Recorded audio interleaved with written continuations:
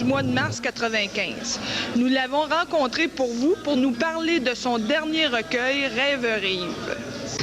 Daniel, qu'est-ce que ça fait d'être nommé désigné auteur du mois de l'Association des auteurs des cantons de l'Est? Ça me fait chaud au cœur parce que cette association-là, j'étais un des membres fondateurs avec Pierre Francaire et d'autres en 1977. Puis les années se sont écoulées et maintenant, après 20 ans, je commence à être reconnu. Ça me fait un petit peu de plaisir aussi.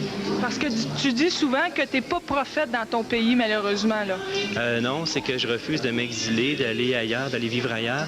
Mais je suis plus reconnu ailleurs en Europe. Puis à travers le Québec, j'ai fait le tour de la province depuis 15 ans. Et cette année, j'ai pris une résolution de me faire reconnaître dans mon coin de pays, qui est ici, qui est un des plus beaux coins au monde, je pense. C'est ça, parce que dans le fond, tu es facilement invité en Europe, en France notamment, et ici, c'est un peu plus long. Oui, c'est ça qui, des fois, je trouve un peu dommage. J'aime ça beaucoup aller à l'étranger, j'aime ça voyager. Mais des fois, je me dis, j'haïrais pas ça, de travailler à Westbury ou bien East-Angus, mon village natal, tu sais. Puis au lieu de me ramasser à Warbush, je suis allé chez sur la Côte-Nord. Puis c'est ça, j'aimerais ça, travailler plus dans mon coin. Et travailler ta plume également, là. Oui, de m'envoler avec ma plume là, et de pouvoir faire connaître la poésie, aussi l'écriture qui est un peu mon dada, j'aime bien ça. Puis mon but aussi, c'est de faire connaître la poésie par de donner le goût de lire, d'écrire par le jeu et l'humour.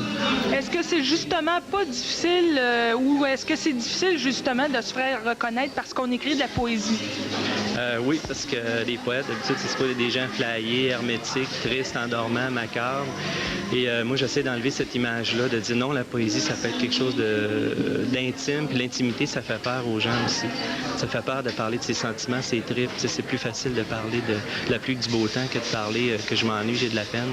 C'est ça, de sentiments profonds ou enfin d'exil même, à la limite, là. Oui, de parler de l'exil aussi, c'est que ça fait peur aux gens, tu sais. Puis aussi... j'ai l'impression qu'ici en Estrie, je fais partie des meubles. Les gens, ils me voient tous les jours, ils disent, bon, ben lui, s'il s'en allait, ça ferait du bien de disparaître des fois, de faire un scandale, de se faire mourir 2-3 jours puis revenir, là.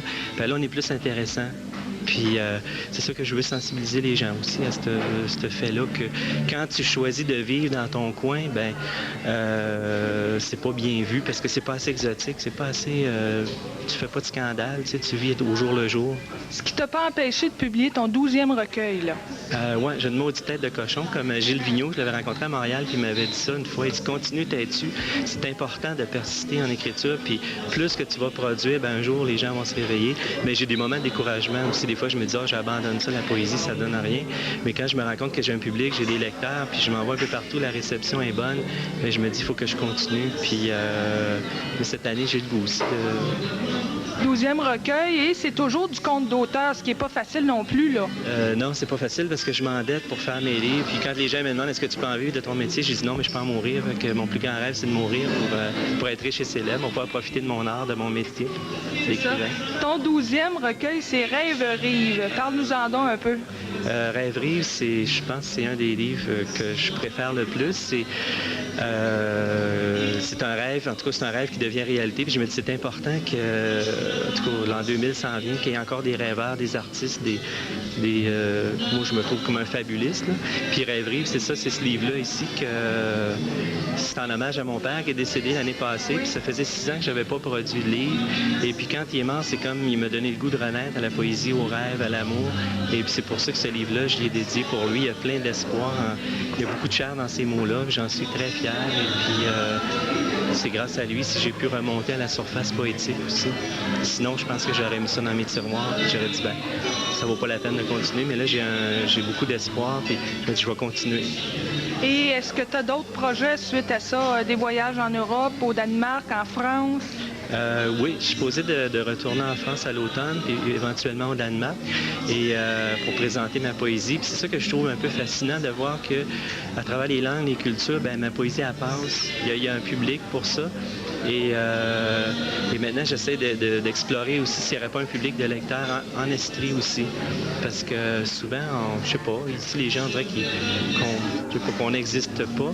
Et puis je me dis, je veux leur prouver que même si on habite ici, on a des belles choses à dire. Puis moi, toute mon inspiration, ma créativité vient d'ici, de mon coin. Donc, je l'exporte à l'étranger, mais j'aimerais ça l'importer ici. Que les gens ils voient qu'on est capable de sortir des belles choses. Nous autres, on n'est pas obligé d'aller